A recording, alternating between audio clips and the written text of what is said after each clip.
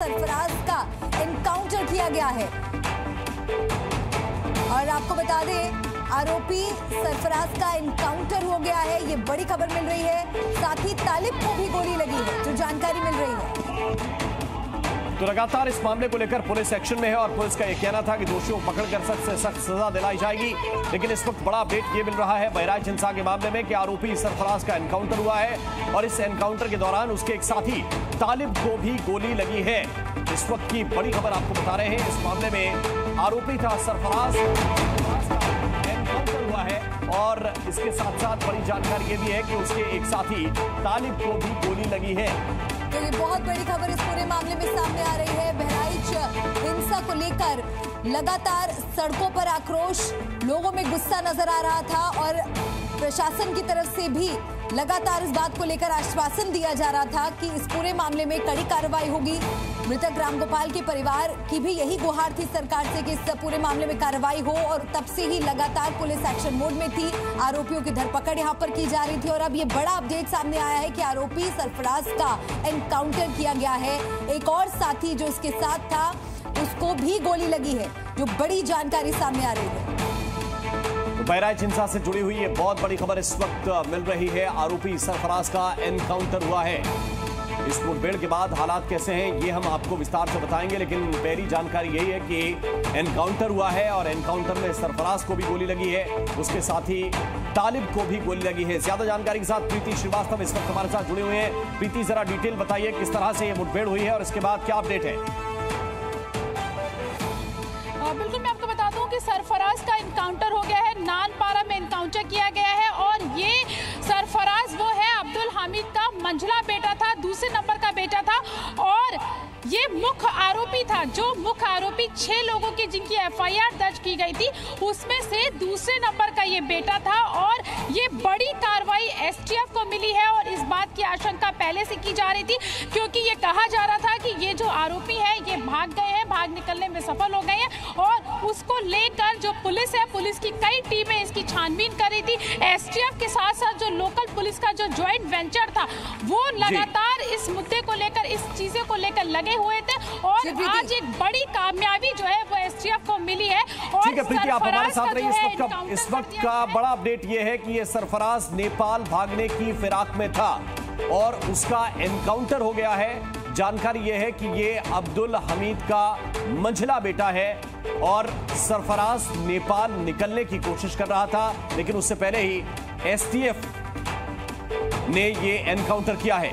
रामगोपाल को गोली मारने का आरोपी था।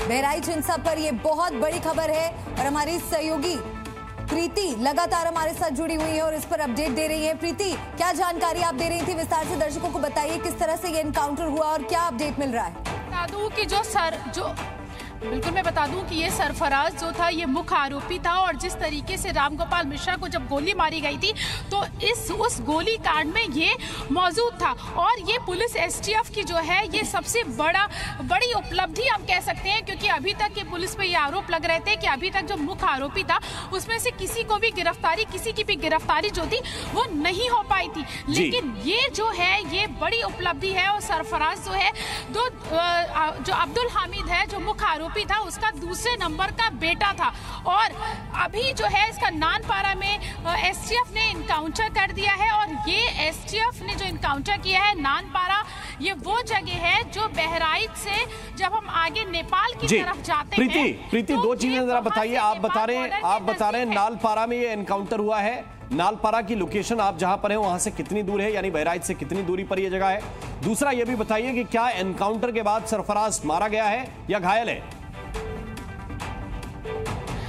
बिल्कुल मैं बता दूं कि बहराइच से जो नानपारा की जो लोकेशन है वो लगभग 25 से 30 किलोमीटर दूरी पर है और ये वो जगह है। जी।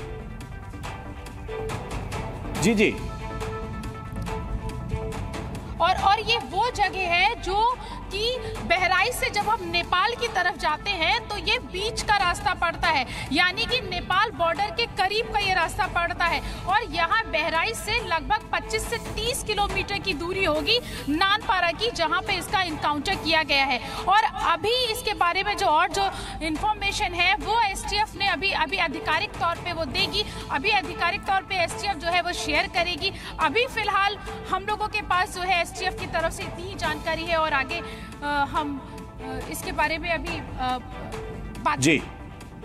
तो प्रीति बता रही कुछ देर के बाद अपडेट करेंगे कि क्या हुआ है वहां पर, लेकिन पहली जानकारी यह है कि मुठभेड़ तो हुई है और सरफराज का एनकाउंटर हुआ है। इस एनकाउंटर में उसे कितनी चोट आई है या कितना नुकसान हुआ है, ये हम आपको कुछ देर के बाद बताएंगे। प्रीति जी, सरफराज के पैर में गोली लगी है, जो एक और अपडेट सामने आ रहा है। नेपाल भागने की फिराक में था।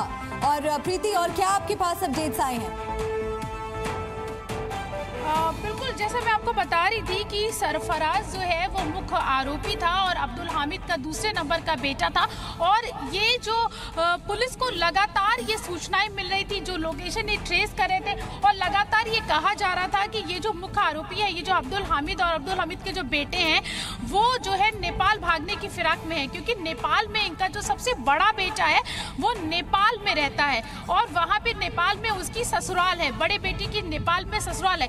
तो ये लोग वहीं नेपाल भागने की फिराक में थे। और ये जो शुरू से जो पुलिस जो बता रही थी, पुलिस की जो इन्फॉर्मेशन आ रही थी वो यही आ रही थी कि ये लोग नेपाल भागने की फिराक में हैं। और आज हुआ भी वही, क्योंकि जिस तरीके से मैं आपको बता रही हूँ कि बहराइच से जो रास्ता है, ये नानपारा जहाँ पे इनका इनकाउंटर हुआ है, वो नेपाल का ही रास्ता है। वो नेपाल जब हम जाते हैं तो नेपाल बॉर्डर से कुछ ही दूरी पर ये जगह है। तो कुल मिला के ये बात भी बिल्कुल साफ हो जाती है, जो जी मीडिया कि इनका जो परिवार है, जो लोग हैं, जो मुख्य आरोपी हैं, जो भागे हैं, वो नेपाल की तरफ भागे हैं और नेपाल की तरफ भागने की कोशिश कर रहे थे, नेपाल बॉर्डर क्रॉस करने की कोशिश कर रहे थे, क्योंकि अब्दुल हामिद का जो बड़ा बेटा है, उसका जो ससुराल है वो वहीं पर है, उसके कई सारे जो रिश्तेदार हैं वो वहाँ पर रहते हैं।